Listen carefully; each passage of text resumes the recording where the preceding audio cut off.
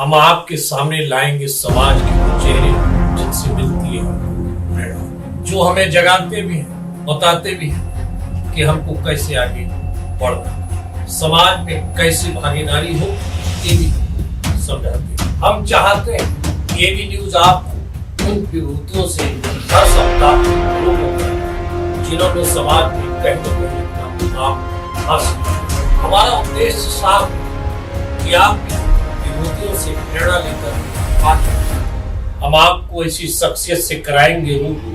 Bharatiya Janata party के महाराष्ट्र उपाध्यक्ष, 2 बार की विधान परिषद सदस्य, भाजपा के प्रति पूर्ण निष्ठा के सिपाही प्रसाद लाड।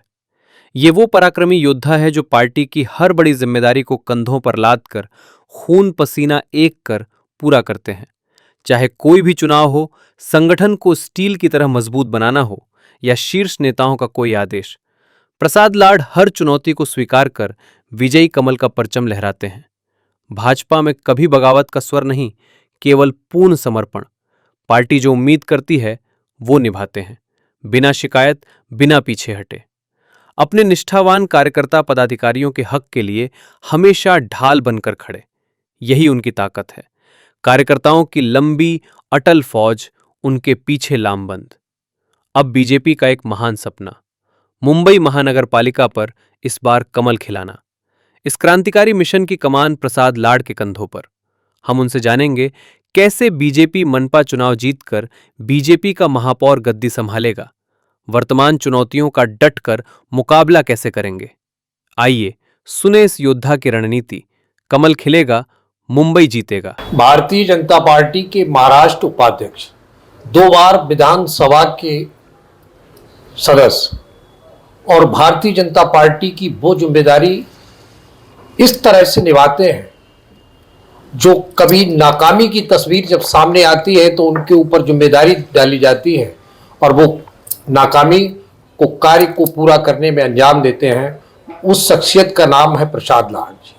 जी हाँ, प्रसाद लाड जी ऐसी शख्सियत जिनके बारे में शब्दों में समाज सेवा के बारे में अगर बात की जाए तो शब्द कम पड़ेंगे। राजनीति के बारे में कहा जाए तो महाराष्ट्र की राजनीति में वो अपनी अलग मुकाम बना चुके हैं। कभी पार्टी में किसी तरह का बगावत का स्वर नहीं, कभी किसी अपनी पार्टी में कभी किसी का विरोध नहीं, ऐसी शख्सियत है। मुंबई महानगर पालिका का चुनाव है, इस चुनाव में जिम्मेदारी सौंपी गई है। सपना देखा गया है भारतीय जनता पार्टी का और वो सपने को हकीकत करने की जिम्मेदारी उनके कंधों पर भी है कि बीएमसी का चुनाव है, किस तरह से बीएमसी के चुनाव में कमल खिलाएंगे। हम सीधे चर्चा करेंगे कि किस तरह से वर्तमान राजनीतिक परिवेश में अपने आप को ढाल रहे हैं और गति दे रहे हैं चुनाव प्रचार। डॉक्टर साहब नमस्कार। नमस्कार सर, सबसे पहला सवाल, बीएमसी का चुनाव, इस चुनाव में प्रसाद लाड जी के कंधों पर बहुत बड़ी जिम्मेदारी और उस जिम्मेदारी को पूरा करने के लिए किस तरह का कार्य करें। एक बात तो मैं आपको बहुत स्पष्टता से कहना चाहता हूं कि भारतीय जनता पार्टी एक सामूहिक नेतृत्व लेके चलती है।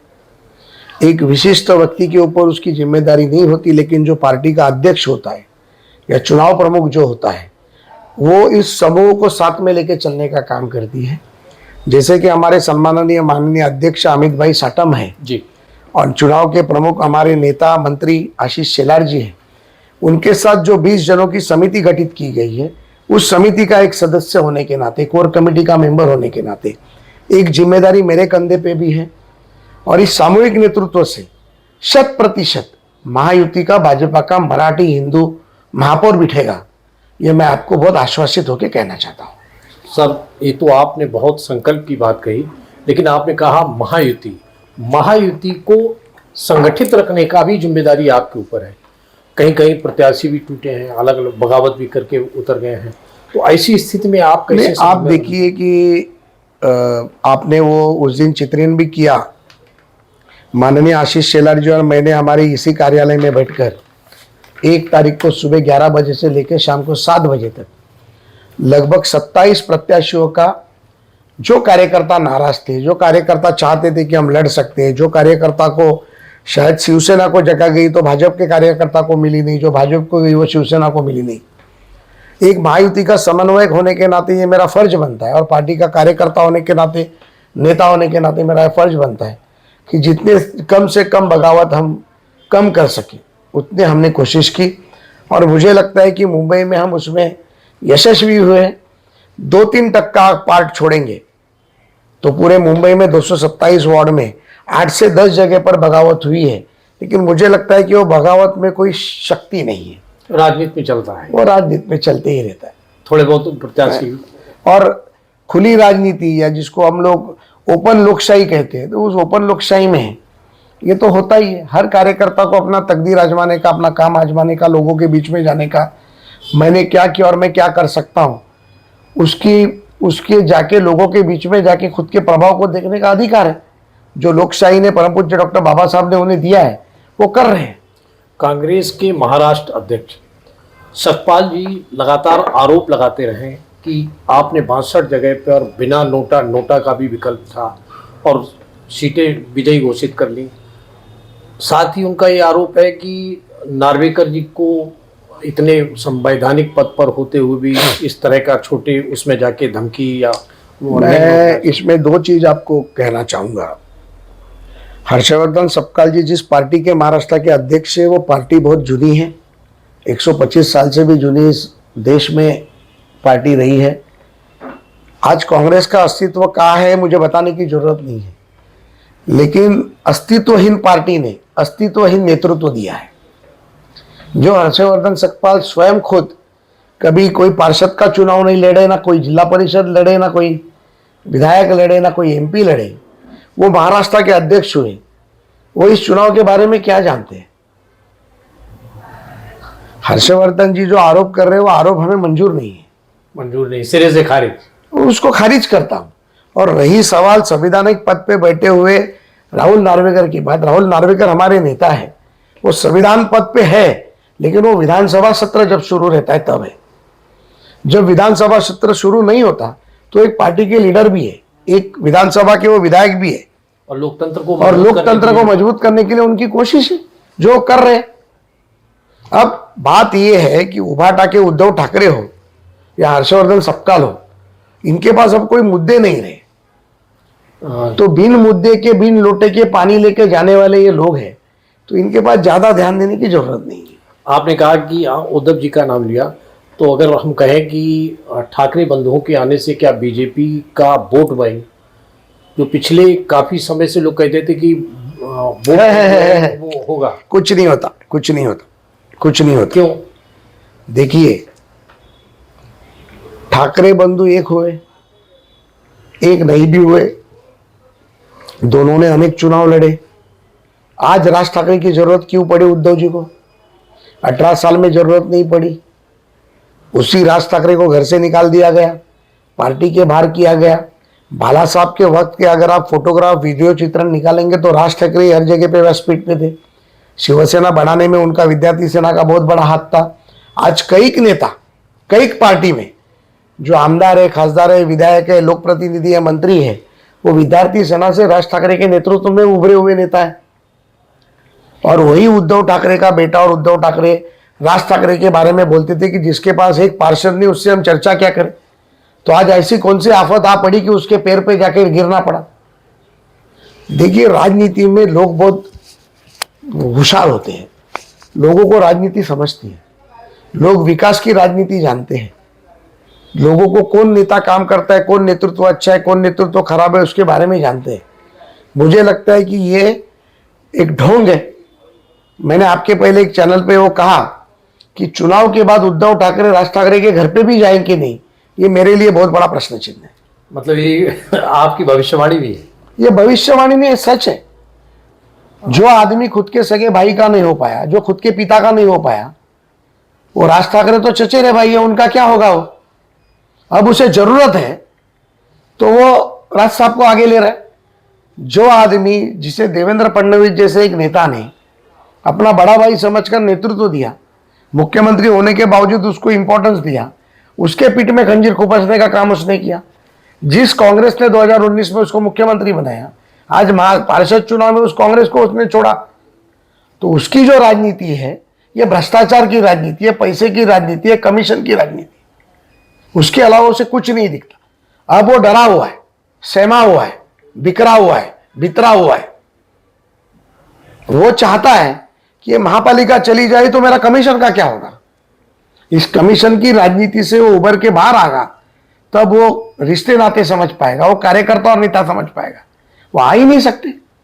यानी कि माना जाए कि बीएमसी मुंबई महानगर पालिका उनके हाथों से जा रही है और भारतीय जनता पार्टी का कमल खिलने वाला है। देखिए, राजनीति में, चुनाव में, मैं कई चुनाव में एक कार्यकर्ता के रूप में काम कर चुका हूं, एक नेता के रूप में काम कर चुका हूं।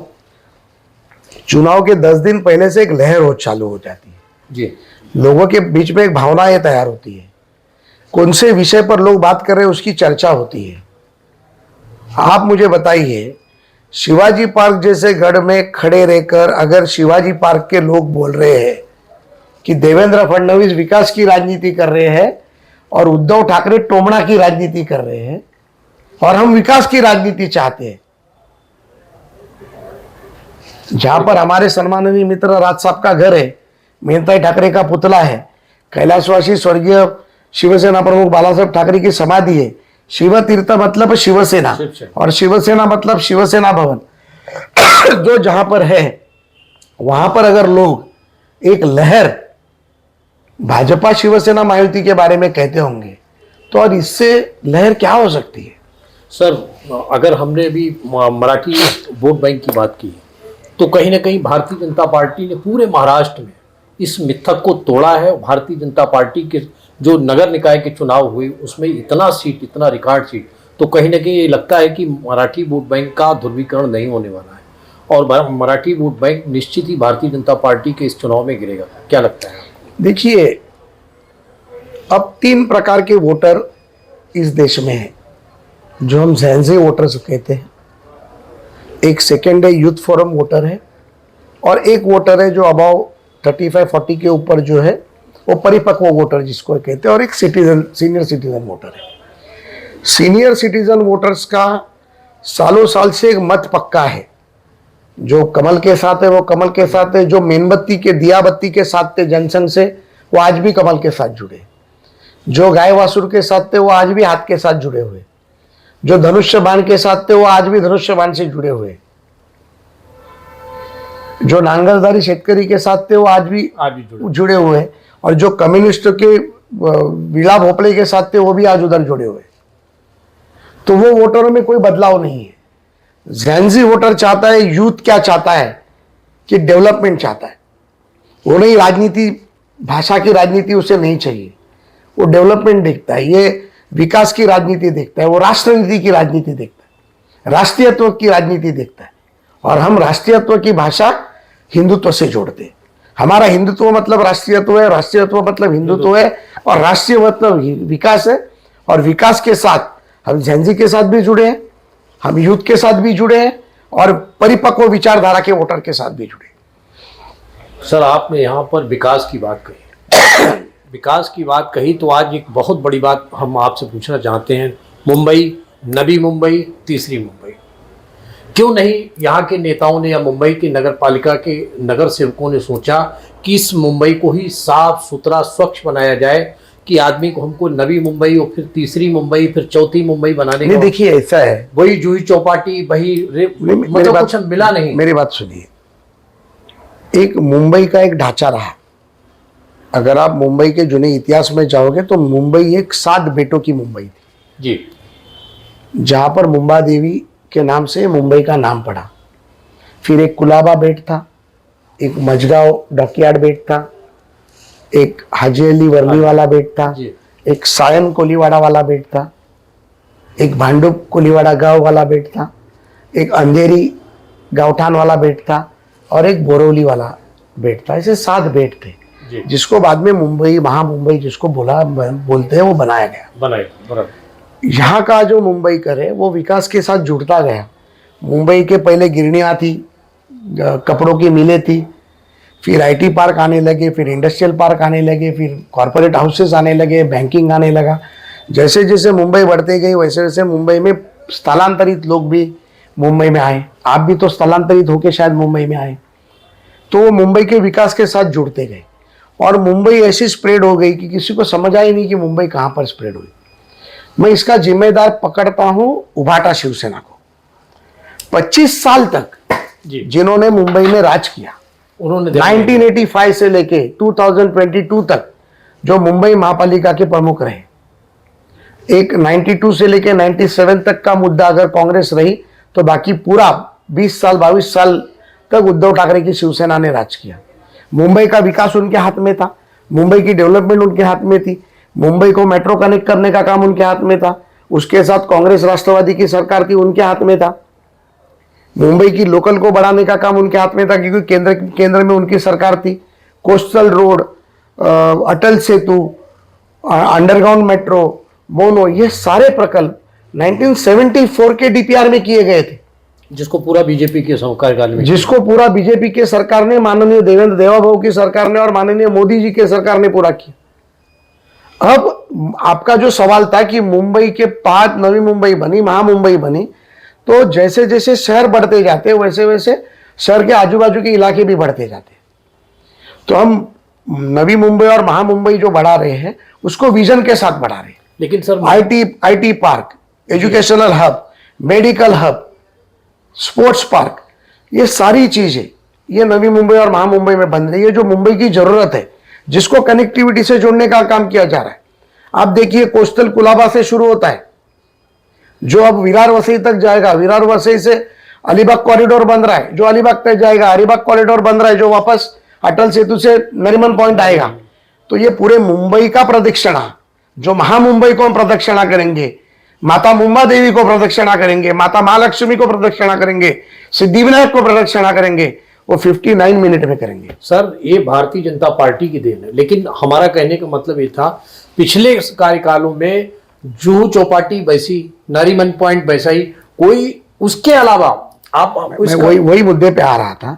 अब जैसे कोस्टल बना तो कोस्टल को लग के एक बड़ा पार्क बन रहा है, मेरे ख्याल से लगभग 350-400 हेक्टर में, चन्नी रोड से लेके वर्ली तक का पार्क बन रहा है। वैसे ही पार्क बैंड्रा से लेके अंधेरी तक बनेंगे, वैसे ही पार्क अंधेरी से लेके दहीसर तक बनेंगे, वैसे ही पार्क दहीसर से लेके विरार तक बनेंगे। तो एक कोस्टल रीजनरेट करने का जो एरिया बोलते हैं, जहां पर चौपाटी भी दिखेगी, जहां पर गार्डन भी होगा, जहां पर हेल्थ क्लब भी होगा, लाफ्टर क्लब भी होगा, अलग अलग तरीकों का अभ्यास केंद्र भी होगा, और उसके बावजूद रेसकोर्स की जमीन के ऊपर 125 एकड़ 350 एकड़ की रेसकोर्स की जमीन है, उसके 125 के ऊपर सेंट्रल पार्क लंदन के जैसा एक पार्क बन रहा है। तो ये मुंबई की देन है। हम एसटीपी के माध्यम से जो मुंबई का गंदा पानी जो समुद्र में जाता है, हम बचपन में थे, छोटे थे, तो चौपाटी में जाके घोड़सवारी करते थे, चौपाटी पे जाकर भेल खाते थे, चौपाटी पर जाकर पानी पूरी खाते थे। तो वो आज कोई नहीं करता। आज देवाभाऊ की सरकार के माध्यम से, महापालिका के माध्यम से हम इस देश के, राज्य के, मुंबई के पर्यावरण को सुधारना चाहते, पानी का अपग्रेडेशन करना चाहते, एसटीपी के माध्यम से समुद्र को साफ करना चाहते। और मुझे पूरी खातरी है आने वाले 5 साल में आप समुद्र में जाके आपका चेहरा देखोगे तो आपको नीचे नीला समुद्र दिखाई देगा, और फिर से एक बार चौपाटियां शुरू होगी, जो चौपाटी आज बंद पड़ी है। वही हमारा कहने का मतलब, ये बीजेपी का ही देन है, बीजेपी कर रही है। नहीं, ये देन नहीं है, हमारा कर्तव्य है। आज देवाभाऊ जो काम कर रहे हैं वो उनका कर्तव्य पूरा कर रहे हैं, क्योंकि एक नागपुर का महापौर मुंबई की दिशा और दशा बदल रहा है, ये बहुत बड़ी बात है। लेकिन सर इतना झुग्गी झोपड़ी, जिसके लिए आप भी संघर्ष कर रहे हैं कि मुंबई को झुग्गी झोपड़ी मुक्त किया जाए, उसके लिए आपने विधानसभा में, सदन में सवाल भी उठाए, आप मुंबई को साफ सुथरा करना चाहते हैं, लेकिन फिर भी आज आपके कार्यकाल में हो रही पिछला, अगर हमारा बार बार भाई कि अगर पिछली सरकार भी चाहती तो आज मुंबई एक अच्छा, मैं आपको ये अपने अच्छा विषय मांडा। माननीय आदित्य ठाकरे जी ने और ठाकरे ब्रदर्स ने एक मुद्दा उनके विषय में लिखा कि 1 लाख लोगों को वो घर देंगे। मैं कहना चाहता हूं कि ये झोपड़पट्टी का पुनर्विकास, ये योजना ही मुड़ी कैलाशवासी शिवसेना प्रमुख बाला साहब ठाकरे की थी। 40,000 झोपड़ियों को हम घर देंगे, तो क्यों नहीं किया भाई? किसने रोका था तुम्हें? अब तुम्हें याद आ रहा है कि 1 लाख लोगों को हम घर देंगे। अरे तुम्हारे पहले देवाभाऊ ने 70,000 लोगों को घर देने का वादा पूरा किया बीटीटी चाल को। झोपड़पट्टी के माध्यम से नई नई योजनाएं लाके स्कीम तैयार की। रमाबाई नगर जैसी झुग्गी झोपड़ी 17,000 लोगों को घर दे रहे। पाइपलाइन झोपड़पट्टी जो लोग कहते थे कि पाइपलाइन की झोपड़पट्टी कभी भी डेवलप नहीं हो सकते, तो पाइपलाइन बदल कर लोगों को झोपड़ी वालों को घर देने का काम किया। चाली का डेवलपमेंट है, सोसाइटी का डेवलपमेंट है, 33/9 है, 33/10 है, 33/12 है, 33/20 है, 33/20B है, 33/24 है, 33/7 है, 33/5 है, 33/7 है। यानी कि ये माना जाए स्वयं पुनर्विकास है, स्वयं समूह विकास है, आने वाले समय में ये चालू है। 16 स्कीम हमने की। एक गरीब आदमी, चाली में रहने वाला आदमी जो छोटे 200 फुट के घर में रहता है, आज स्वयं पुनर्विकास के माध्यम से, मुंबई बैंक के फंडिंग के माध्यम से 1400 फुट के घर में रहने को जा रहे हैं। तो ये सपना कौन पूरा कर रहा है? बीटीटी चाल में रहने वाला आदमी जो 180 फुट में रहता था 550 फुट में चला गया बिना पैसा दिए। बिना पैसे दिए, बिल्कुल। आज पुलिसों को लिए 50,000 घर बना रहे, 20 कामगारों को घर देने का प्रॉमिस किया है। तो ये कौन कर रहा है? ये कर रहा है देवा भाव कर रहा है।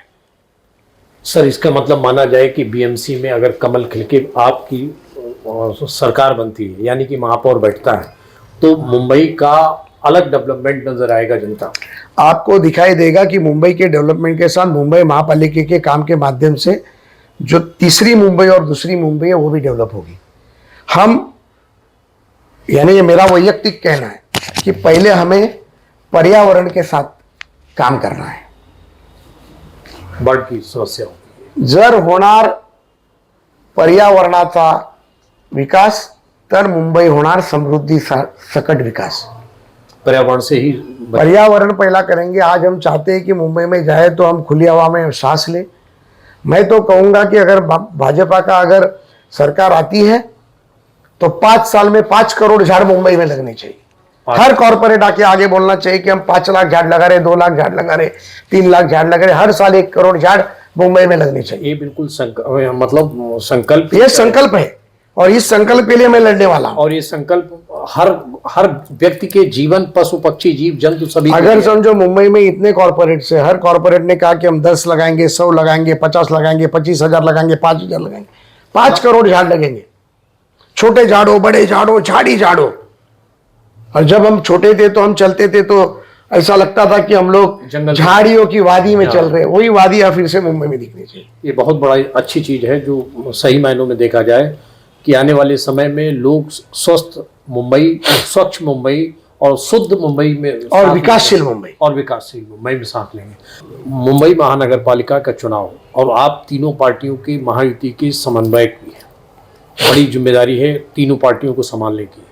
राष्ट्रवादी कांग्रेस पार्टी को आपने छोड़ा, इससे क्या आने वाले समय में महायुति पे कोई प्रभाव पड़ने वाला है? देखिए, या ये छोटा चुनाव इसलिए अपना, हमारा चुनाव ये विकास पे है।